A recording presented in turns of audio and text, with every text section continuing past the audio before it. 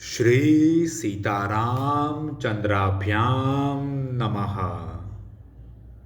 युद्धकांड 12वां सर्ग। नगर की रक्षा के लिए सैनिकों की नियुक्ति। रावण का सीता के प्रति अपनी आसक्ति बताकर उनके हरण का प्रसंग बताना और भावी कर्तव्य के लिए सभासदों की सम्मति मांगना। कुंभकर्ण का पहले तो उसे फटकारना, फिर समस्त शत्रुओं के वध का स्वयं ही भार उठाना। शत्रु विजयी रावण ने उस संपूर्ण सभा की ओर दृष्टिपात करके सेनापति प्रहस्त को उस समय इस प्रकार आदेश दिया। सेनापते, तुम सैनिकों को ऐसी आज्ञा दो जिससे तुम्हारे अस्त्र विद्या में पारंगत रथी, घुड़सवार, हाथी सवार और पैदल योद्धा नगर की रक्षा में तत्पर रहें। अपने मन को वश में रखने वाले प्रहस्त ने राजा के आदेश का पालन करने की इच्छा से सारी सेना को नगर के बाहर और भीतर यथा योग्य स्थानों पर नियुक्त कर दिया। नगर की रक्षा के लिए सारी सेना को तैनात करके प्रहस्त राजा रावण के सामने आ बैठा और इस प्रकार बोला।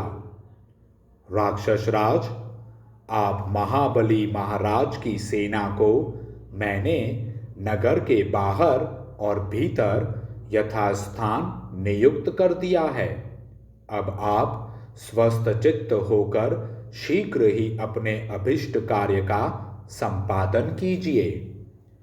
राज्य का हित चाहने वाले प्रहस्त की यह बात सुनकर अपने सुख की इच्छा रखने वाले रावण ने सुहृदों के बीच में यह बात कही। सभासदों, धर्म, अर्थ और काम विषयक संकट उपस्थित होने पर आप लोग प्रिय अप्रिय, सुख दुख, लाभ हानि और हिताहित का विचार करने में समर्थ हैं।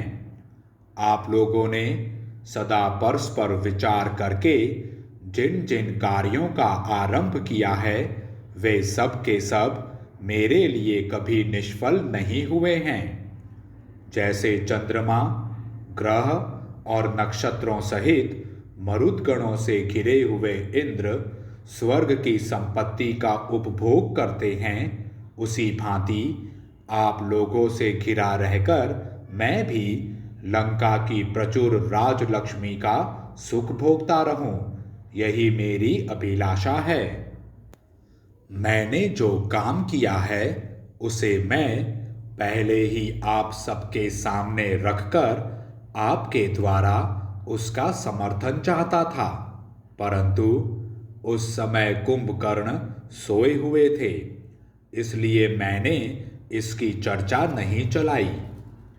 समस्त शस्त्रधारियों में श्रेष्ठ महाबली कुंभकर्ण 6 महीने से सो रहे थे।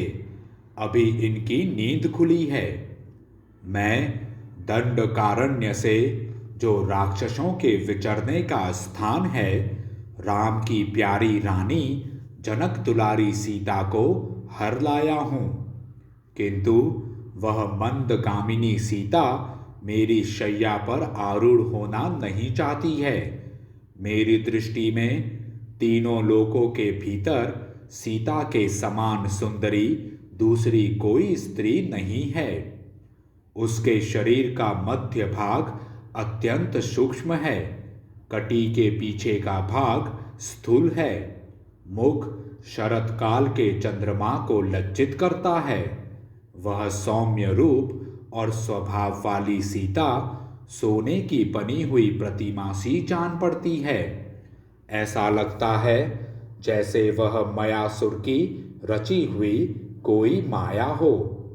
उसके चरणों के तलवे लाल रंग के हैं, दोनों पैर सुंदर, चिकने और सुडौल हैं तथा उनके नख तांबे जैसे लाल हैं। सीता के उन चरणों को देखकर मेरी कामाग्नि प्रज्वलित हो उठती है। जिसमें घी की आहुति डाली गई हो, उस अग्नि की लपट और सूर्य की प्रभा के समान इस तेजस्विनी सीता को देखकर तथा ऊंची नाक और विशाल नेत्रों से सुशोभित उसके निर्मल एवं मनोहर मुख का अवलोकन करके मैं अपने वश में नहीं रह गया हूँ। काम ने मुझे अपने अधीन कर लिया है।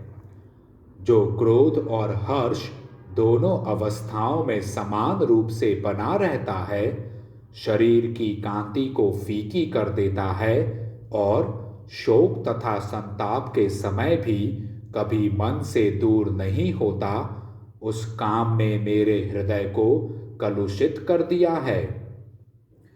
विशाल नेत्रों वाली माननीय सीता ने मुझसे 1 वर्ष का समय मांगा है। इस बीच में वह अपने पति श्री राम की प्रतीक्षा करेंगी। मैंने मनोहर नेत्रों वाली सीता के उस सुंदर वचन को सुनकर उसे पूर्ण करने की प्रतिज्ञा कर ली है। जैसे बड़े मार्ग में चलते चलते घोड़ा थक जाता है, उसी प्रकार मैं भी काम पीड़ा से थकावट का अनुभव कर रहा हूँ। वैसे तो मुझे शत्रुओं की ओर से कोई डर नहीं है, क्योंकि वे वनवासी वानर अथवा वे दोनों दशरथ कुमार श्री राम और लक्ष्मण असंख्य जल जंतुओं को तथा मत्स्यों से भरे हुए अलंघ्य महासागर को कैसे पार कर सकेंगे, अथवा एक ही वानर ने आकर हमारे यहाँ महान संहार मचा दिया था। इसलिए कार्य सिद्धि के उपायों को समझ लेना अत्यंत कठिन है। अतः जिसको अपनी बुद्धि के अनुसार जैसा उचित जान पड़े वह वैसा ही बतावे। तुम सब लोग अपने विचार अवश्य व्यक्त करो। यद्यपि हमें मनुष्य से कोई भय नहीं है, तथापि तुम्हें विजय के उपाय पर विचार तो करना ही चाहिए। उन दिनों जब देवताओं और असुरों का युद्ध चल रहा था, उसमें आप सब लोगों की सहायता से ही मैंने विजय प्राप्त की थी। आज भी आप मेरे उसी प्रकार सहायक हैं। वे दोनों राजकुमार सीता का पता पाकर सुग्रीव आदि वानरों को साथ लिए समुद्र के उस तट तक पहुंच चुके हैं।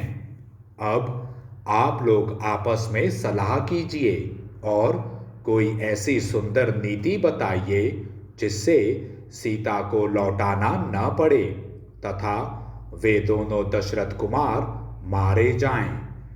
वानरों के साथ समुद्र को पार करके यहाँ तक आने की शक्ति जगत में राम के सिवा और किसी में नहीं देखता हूँ, किंतु राम और वानर यहाँ आकर भी मेरा कुछ बिगाड़ नहीं सकते।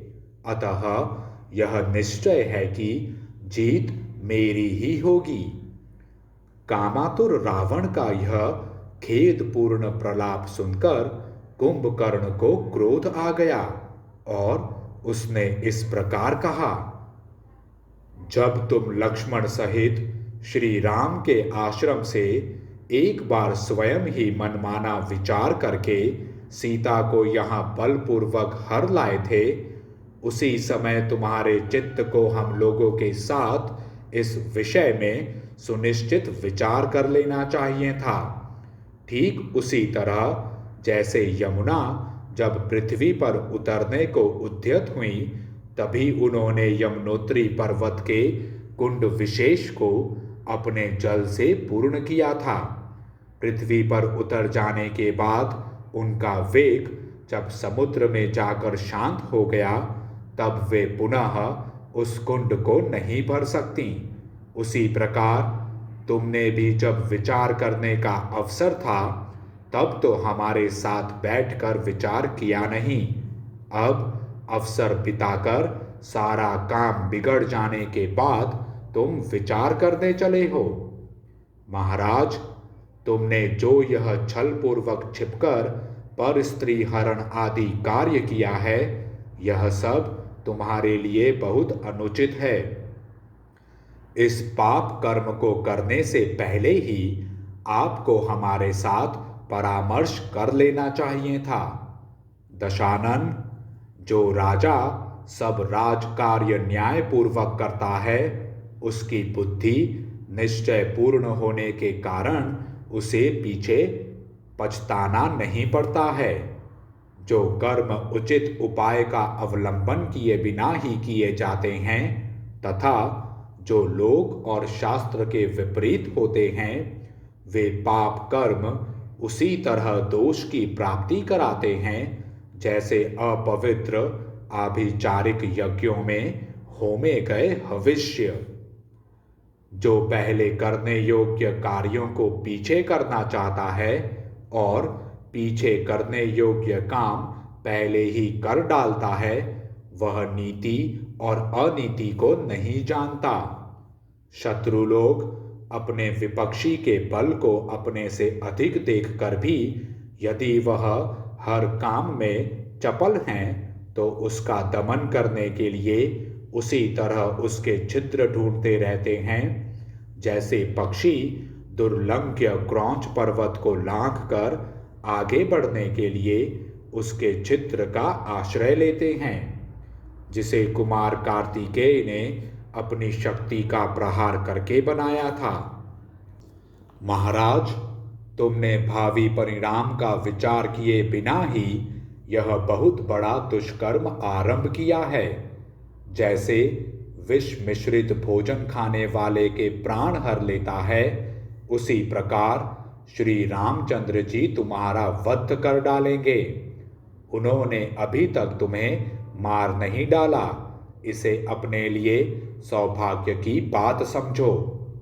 अनघ, यद्यपि तुमने शत्रुओं के साथ अनुचित कर्म आरंभ किया है, तथापि मैं तुम्हारे शत्रुओं का संहार करके सबको ठीक कर दूंगा।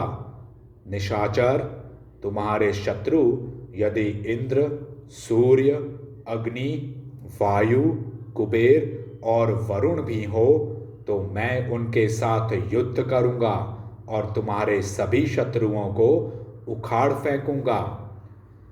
मैं पर्वत के समान विशाल एवं तीखी दाढ़ों से युक्त शरीर धारण करके महान परिघ हाथ में ले समर भूमि में जूझता हुआ जब गर्जना करूंगा, उस समय देवराज इंद्र भी भयभीत हो जाएंगे। राम मुझे एक बाण से मारकर दूसरे बाण से मारने लगेंगे, उसी बीच में मैं उनका खून पी जाऊंगा। इसलिए तुम पूर्णतः निश्चिंत हो जाओ। मैं दशरथ नंदन श्री राम का वध करके तुम्हारे लिए सुखदायिनी विजय सुलभ कराने का प्रयत्न करूंगा। लक्ष्मण सहित राम को मारकर समस्त वानर यूथपतियों को खा जाऊंगा। तुम मौज से विहार करो, उत्तम वारुणी का पान करो और निश्चिंत होकर अपने लिए हितकर कार्य करते रहो। मेरे द्वारा राम के यमलोक भेज दिए जाने पर सीता चिरकाल के लिए तुम्हारे अधीन हो जाएंगी। इस प्रकार श्री वाल्मीकि निर्मित आर्ष रामायण आदि काव्य के युद्ध कांड में 12वां सर्ग पूरा हुआ। जय श्री राम।